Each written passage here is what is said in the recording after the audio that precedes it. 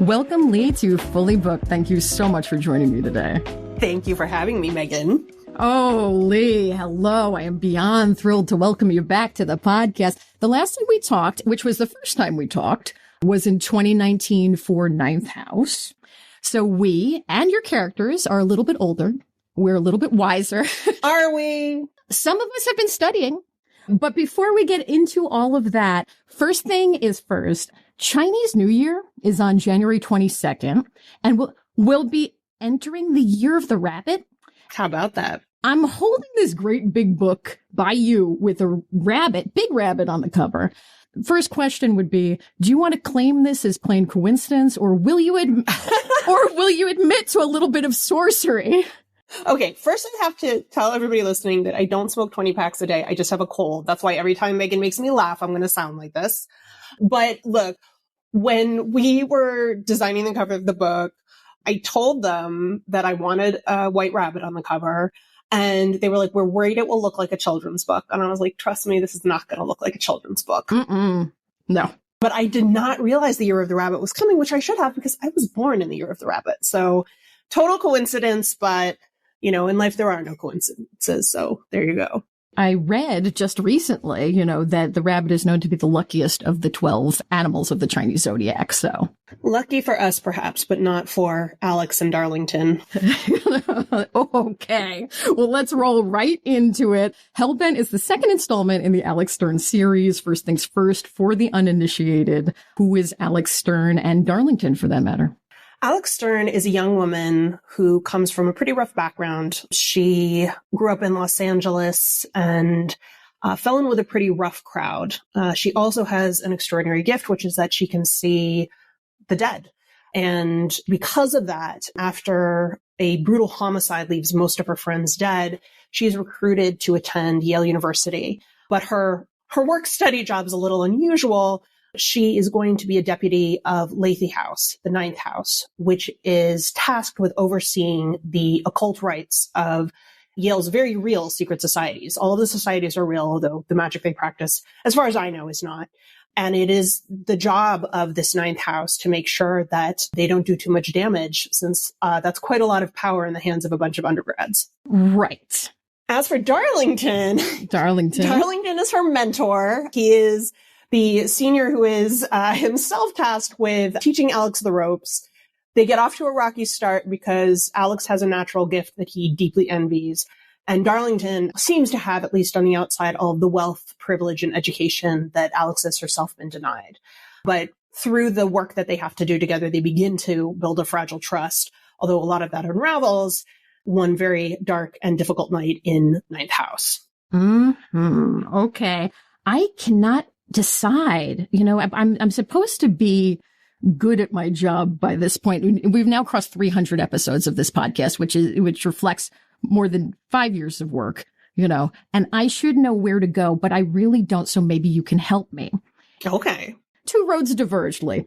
We could either get into what's up with Alex at the beginning of Hellbent, or we could put a pin in that and we could talk about how, in books 1 and 2 of this series, you've got, as you said, one of the first things she said in describing Alex was kind of about, her station. She's born into adverse circumstances. And in both of these books, you contend with these characters who are born into extraordinary privilege on one end, then characters who are born into adverse circumstances on the other. And then you have people everywhere on the slider in between those two poles. And I wanted to talk with you a little bit about what interests you in exploring station as in social rank or position. Well, from a writer's perspective, when I sat down to write Ninth House, I didn't know who Alex was yet. I knew what the premise of the story was.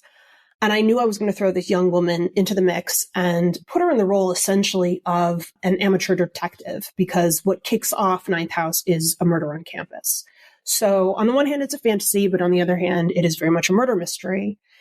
And I think that I'm keenly aware of the fact that college stories can feel for us, I think, very low stakes. College, I think, is a very privileged time in someoe's life when your job is essentially to learn and prepare potentially for, a trade, a job, a career.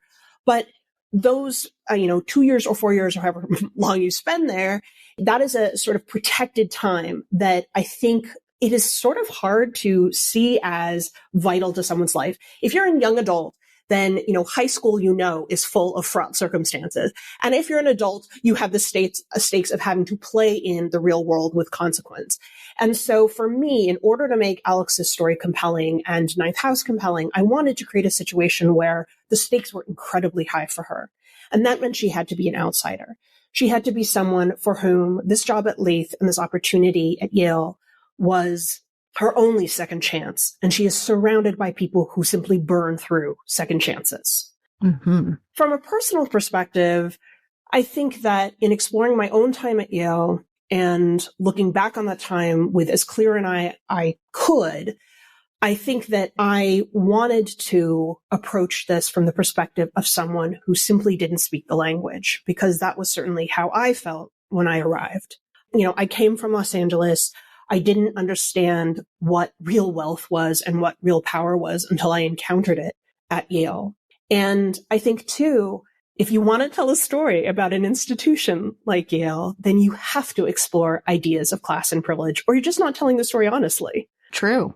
I completely agree. And I have kind of a similar relationship to my undergraduate experience as the one you've described. So I find this very delicious because when you're thrown into that and really unknowingly, you don't know what you don't know when you don't come from power and privilege. Mm-hmm. And when you're mixing with, a student body that is by and large, coming from that background, extraordinarily wealthy, it wasn't even a question of whether these students would go to college. Yeah. You also don't know how to take advantage of the opportunities that are in front of you because you haven't been taught to see them. You surely don't. I dated a guy who both of his parents were professors, and he just knew about how to speak to his own professors and instructors and to apply for grants. Like, he went to Italy to study for free because he knew, I was like, what? You can do that? I didn't know. And honestly, part of this is that I have never been the kind of person who is digging deep into those opportunities. I think something Alex and I share is that we're both always just trying to keep our head above the water. Mm-hmm. And I think that is a real difference between people who are comfortable and speak the language and know the code.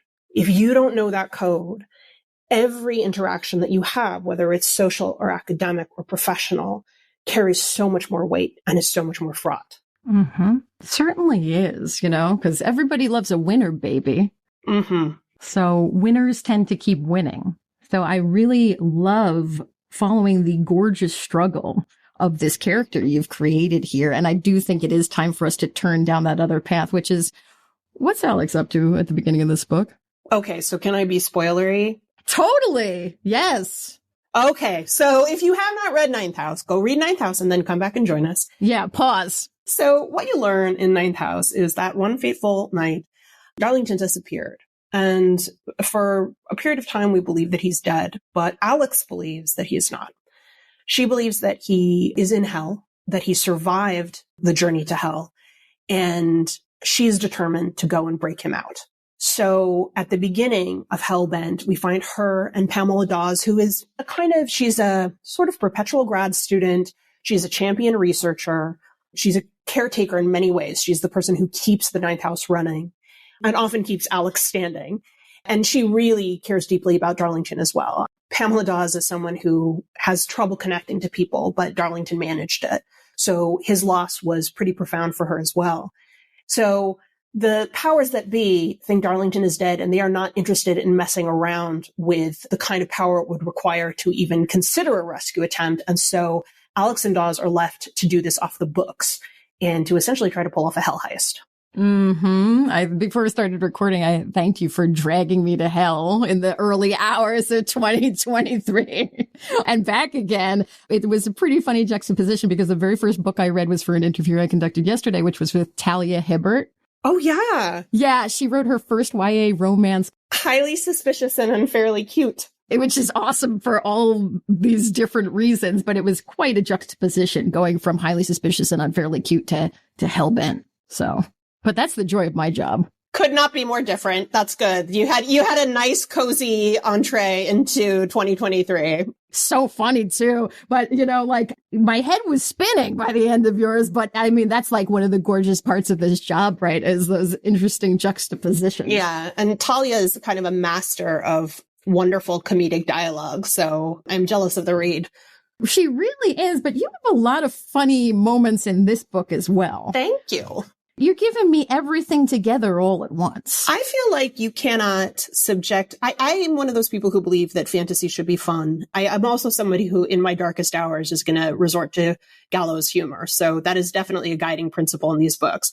I want you to cry. I want you to be scared. And I also want to make you belly laugh if I can. Well, you're betting 1,000 with me, Leigh. Oh, bless you. Thank you. Like I'm thinking about, I'm returning to like our opening thought about the rabbit on the cover and Chinese zodiac and, kind of like not that specifically in the book, but the intricacy of some of the things you incorporate, some of the history, some of the historical mysteries, phrases, arcane and otherwise. There are books interwoven in here and other cultural artifacts. What's your research like? Oh my, chaotic. I have been fortunate in that I've had a little time in between books for this. I know it was a frustration for some readers that it took a while to get the sequel going, but that was because I was working on the adaptation for Shadow and Bone and writing Rule of Wolves. And the upside of that is that I have time to research the way I like to research, which is to cast a wide net. So some of it was very targeted in the sense that I read different cultural histories of the afterlife and perceptions of heaven and hell before Dante, after Dante. And those all informed part of this journey because I really had to think about, if I'm going to take people to hell, what does hell in this particular world look like? And I also had time to develop my own mythology in terms of some of the folklore that we're familiar with, folklore like vampires, and decide how I wanted to incorporate that as well into this world and my idea of what is heaven, what is hell, what is demonic, what is mortal, what is magical, what is real. And so that for me is always a pretty enjoyable thing. And New Haven history is just incredibly thrilling to investigate. It is a surprisingly rich history. And I think for me, building that and the artifacts of this world and the texts of this world and making sure that all of those have real world counterparts is very important. I always want there to be a blur in the line between what is real and what is imagined. If there is a structure that is mentioned in the book, you can go and find it. You can go get your picture taken in front of the tomb of Skull and Bones. When I talk about the history, well, I don't want to spoil the murder mystery, but that is all based on real New Haven lore. And that to me is exciting. And even I talk a little bit about some things in New York as well and the ties those have to some of the power players who were working in New Haven at the time. And I think that's exciting too. You should always be able to trace those myths. The boots on the ground research was different because we were mid-COVID and I desperately needed to get to this particular location that is so fundamental to the book. I could not do it with the plans and the articles that I had gleaned. And I have a friend, Camilla Zoria Tessler, who I thank in the acknowledgments and who also gets a character named after her, who was helping me. And we really were at our wits' end because of the regulations governing who could enter this particular location. And at the 11th hour, they let me in and it was kind of a miracle. And I think really made the book so much better. Oh my gosh. Yeah. I'm so happy to hear that. I mean, what was hilarious is that people were like, well, can't you write to them? Can't you tell them you're a best-selling novelist? And I was like, my friends, this is Yale. Unless you are a president or a world ruler, like they are not going to give me the time of day. They could care less about me. So yeah, I am not a big fish in that particular pond. All you need to do is find one fan though. I know it's true, right? That's the way. That's the way. Oh, clue us into one or two little tiny loves of yours in this book. And also, who is Ludovico Einaudi? Yeah. Ludovico Einaudi is the composer that I listen to when I draft all of my books. I discovered him listening to the local classical music station here, KUSC. And I heard this music coming from the other room. I used to do this thing where I would turn a radio on in the other room. So it wasn't really in my ears. It was just a kind of background music. And I heard this music. I was like, what is that? And I walked into the other room and just stood there listening to it. And it turned out to be a piece from an album he did called In a Time Lapse. And I went and downloaded that and I bought it, did not pirate it. I went and purchased the album and I... Thank you very much. Yes, thank you. And I was headed to a writing retreat and I started listening to it on this writing retreat, actually on the way there. And then I was just locked in and I was writing the first draft of the book that would become Six of Crows. And forever after that, I've always found one or two of his tracks that I'll just listen to on repeat when I'm drafting. It puts me in an almost creative trance. And I just feel very grateful to him. I've gone to see him live a few times. I think he's an extraordinary composer. And I just think it's a gift to find something like that that can help you get into a creative space. Yeah, very much so. Anything else kind of, get into this book that is of a particular pleasure to you? So the interstitials in this book are very targeted. We get to visit the archives of the Ninth House, but there are also excerpts from a particular document called Kitchard's Demonology. And it's really a transcription of a debate between these two people. And I loved writing all of that. Like, for me, creating ephemera, creating these found documents, these secrets that the audience is in on, even if our characters are not, is thrilling. Like that tension between, oh no, I know the path they took and it was not a good one and you're about to walk it too, is just a lot of fun. And to me, it's the equivalent of people getting to read this and then shout at the screen, don't go in there during the horror movie. So I think it adds these layers of texture and it, to me, makes the world feel very lived in. I think also there's a new character in the book. I'll just say his name, Linus Ryder, who I just deeply enjoyed writing. I was surprised by how much I enjoyed writing him. And there's a new member on Team Hell Heist who was sort of unexpected to me. He was kind of a discovery for me. And I think I can say it's Trip. Again, very spoilery, but Trip Helmuth is a character who I did not expect to enjoy writing as much as I did. He's kind of a dopey frat boy, but he's so different from everybody else that he's just a lot of fun to write. He's a scream. I didn't expect to see him again. But there he was. We must use all the tools presented with us when we make a journey to hell. And Trip is just such a tool. Leigh. You're welcome, Megan. Thank you. Okay, do you want like a big kind of meaty one? Yeah. Or do you want... Hit me. Let's do this. All right. Okay. What's something you regard as a sacred truth about writing or making art that you don't get to share a lot in interviews that you'd like to? Oh, damn. You weren't kidding. That is deep. Right? A sacred truth. I think the sacred truth that I want people to be locked into right now is that anybody out there who is creative, who is an artist, a writer, a cook, a crafter, whatever it is, I would guide you toward refocusing all of your efforts offline. I believe that social media, except for a very few people who are fed by that particular kind of creation and attention, is truly the biggest scam ever run on artists. It gets us to put free content out for these corporations.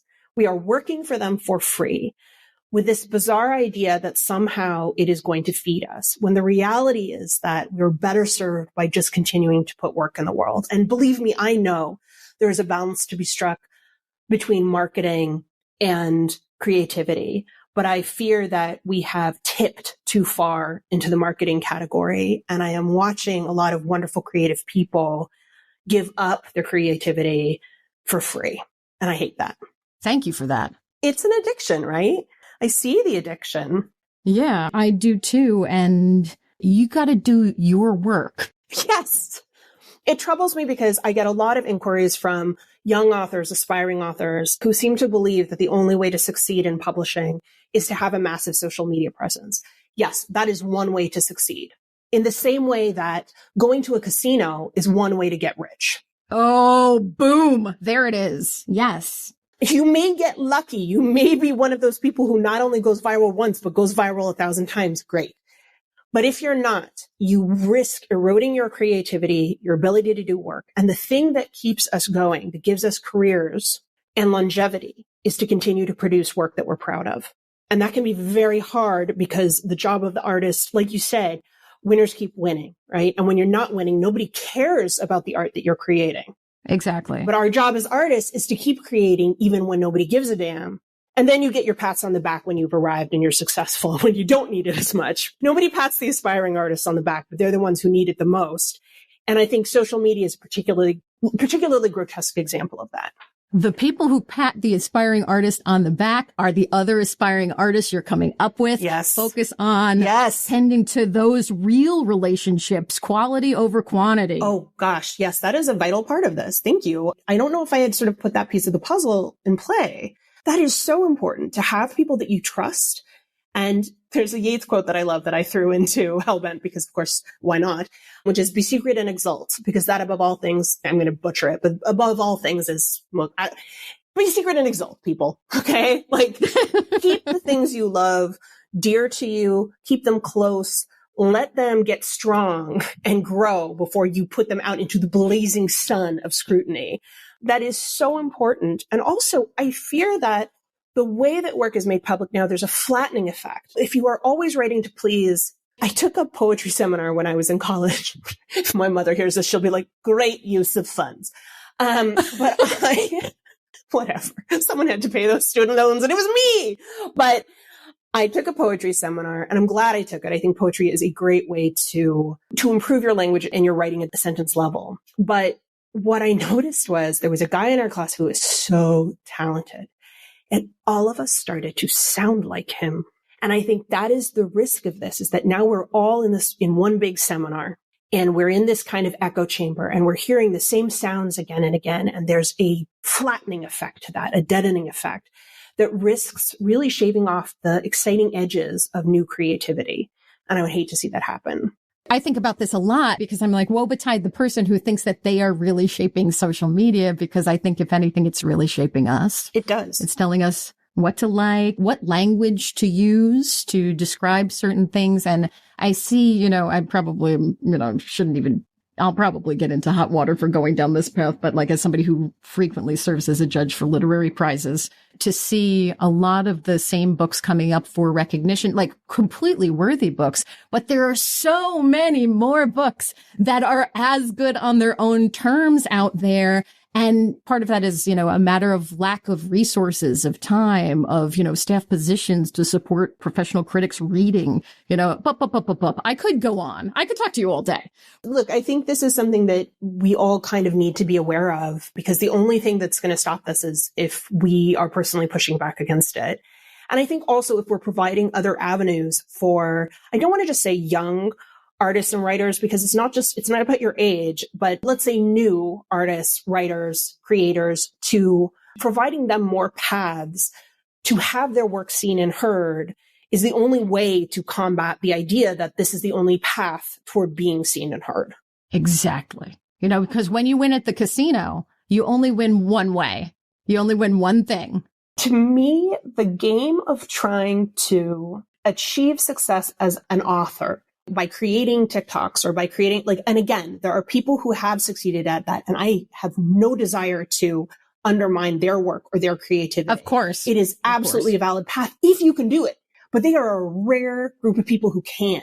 Unfortunately, the majority of people who spend their time on those things will not see that return. Instead, they're standing at the slot machine, putting their money into that, instead of spending that time, that energy, that attention someplace that is actually going to give them something at the end of the day. Another 1,000 words on the manuscript, a new short story, a new piece of art that they can then go out there and share. Because those are the things that, for most of us, built our lives and our careers. It's just a much bigger gamble to try to do it on social. Right. So make your art, find your friends, start small, start real. And by the way, sidebar, I interviewed one of the people you name as a generous and wise critique partner in the acknowledgments for this book. It was Holly Black, and we were in conversation in person at the National Book Festival in September. She says the writers of Western Massachusetts are known to throw some real ragers. And at these parties, she kind of likes to man the bar and make drinks for people. So she has a task to perform, and that's how she likes to mingle. Where can we find you at these parties? Oh, my God. Well, first, you'd have to find me at a party. I tend to avoid them like the plague. Oh, you have to do a lot to get me out to a party. Holly Black is one of the few people who could get me to to a party. Although having had one of her espresso martinis, the rest of the night was a blur, is all that I will say. I do a really good imitation of a confident person. But I find parties not with friends so much. I love to get together with friends, sit in a corner or around a good table laden with delicious foods and have a long chat. Like that is my happiest time. But when it comes to a room full of strangers, buddy, like it is a real challenge for me. And I think, all it takes is something like that to sort of break me into a cold sweat. And that's been a real challenge because so much of my job now has become going to be in a room full of actors and suddenly have to have conversations with strangers is really very challenging for me. So there's a lot of blushing and sweating and worrying about everything I said later that night.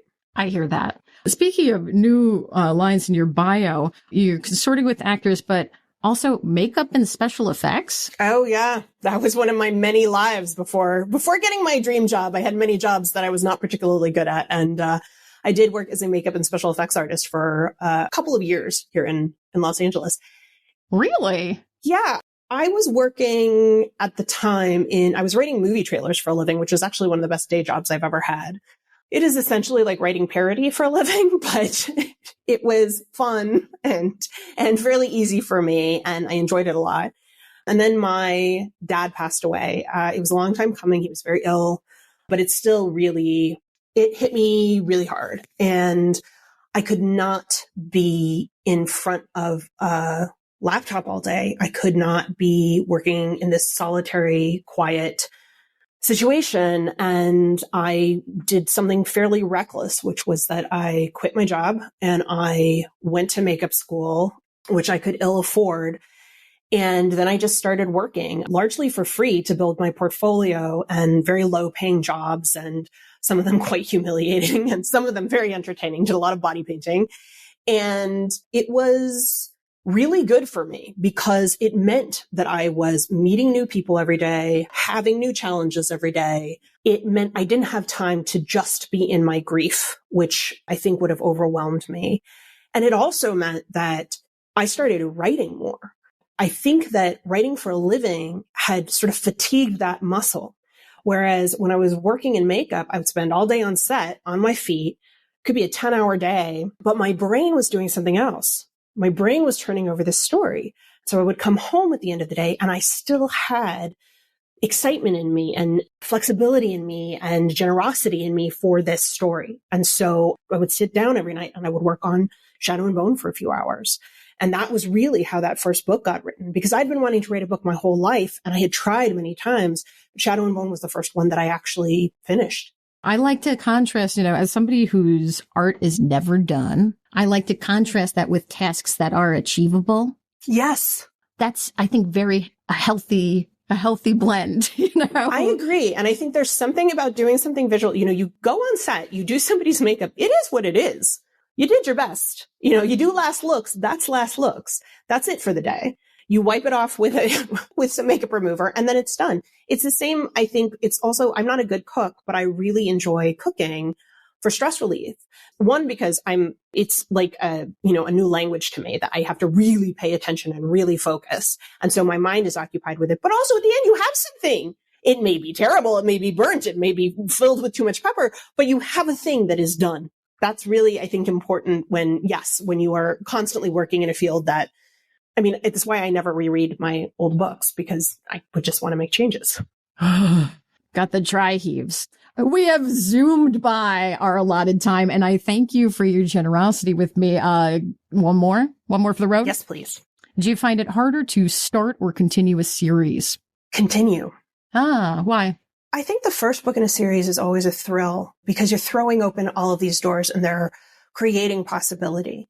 And if you don't like something, you just go backwards and you fix it. You go down a different road. Well, the deeper you get into a series, the more difficult that becomes. Now, I will say Hellbent took me by surprise because it was actually really fun to write. I had laid this foundation.